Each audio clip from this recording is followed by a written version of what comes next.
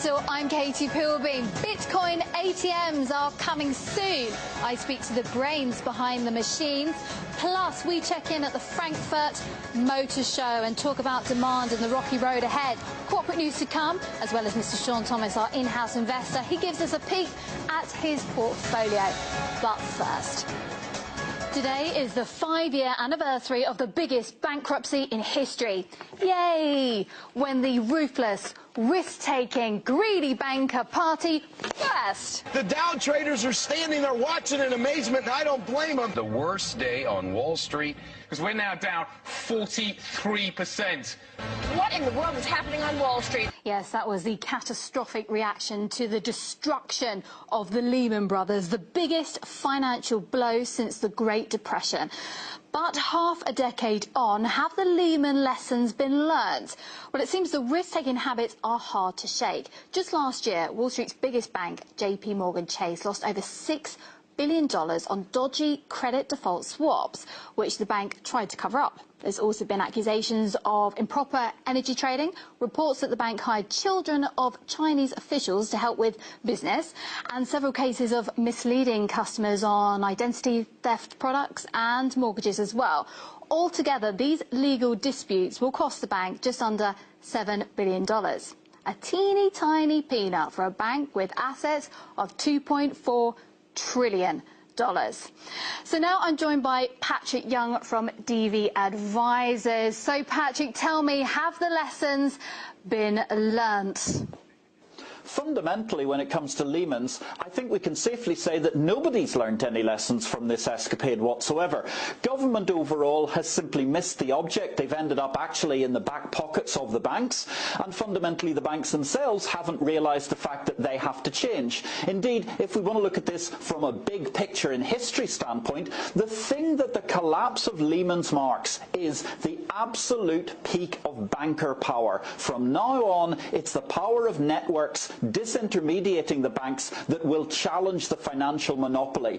Government doesn't understand this, the bankers don't want to accept it, and have we learnt our lessons? Sadly not. So is it the government's fault that the bankers have too much power?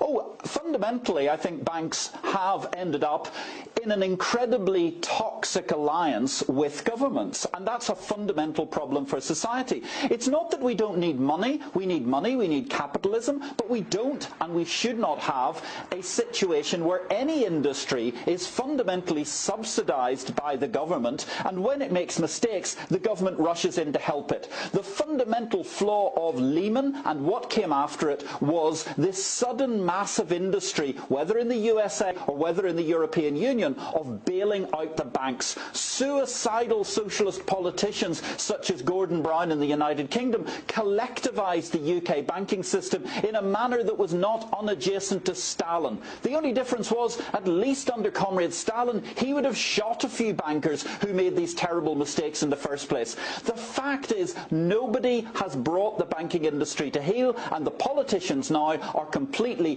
pliant and compliant in allowing the banks to continue making the mistakes they've made for multiple generations and starving small entrepreneurs, small business, of the funds they need.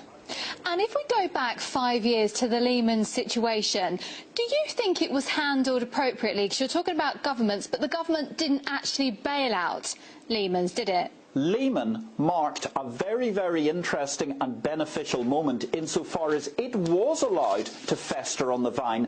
That was the one moment that the governments were acting successfully. The tragedy was, as the domino effect started to take place, governments panicked very quickly. How much money are we talking about then? Because it is quite mind-boggling, really, how much money these governments have put into the banks. How much are we talking, and will they realistically ever get it back? Is that just not going to happen?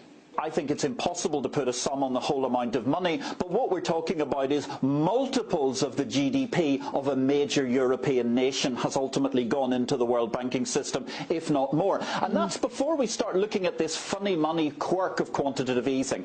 The governments of the world have spent hundreds and hundreds of trillions of dollars bailing out a decaying, Dickensian, outmoded system called banking, when the solutions to the future of finance is peer-to-peer,